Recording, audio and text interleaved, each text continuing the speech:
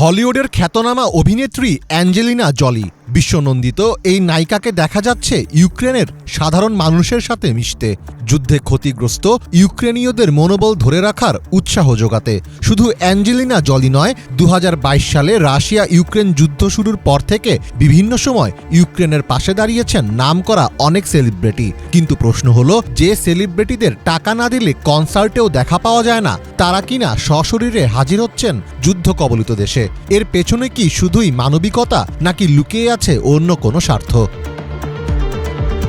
3 বছর আগে মস্কো ও কিয়েভের মধ্যে সংঘাত শুরুর পর থেকে এখন পর্যন্ত যেসব সেলিব্রিটিরা ইউক্রেনে গিয়েছেন, তাদের মধ্যে উল্লেখযোগ্য নামগুলো হলো Angelina Jolie, Sean Penn, Ben Stiller, Jessica ক্যাস্টিন, ডেভিড লেটারম্যান এবং অরল্যান ব্লুম।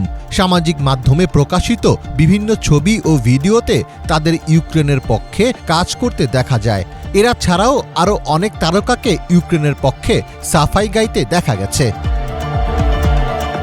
তবে এসব সেলিব্রিটিরা হৃদয় থেকে বা ইউক্রেনীয়দের প্রতি সহানুভূতি থেকে তাদের পাশে দাঁড়াননি। ইউক্রেনের পক্ষ হয়ে প্রচারণার জন্য তাদের দেওয়া হতো মোটা অঙ্কের টাকা। সম্প্রতি এমনই এক বিস্ফোরক মন্তব্য করেছেন ইউরোপের দেশ হাঙ্গেরির প্রধানমন্ত্রী ভিক্টর অরবান।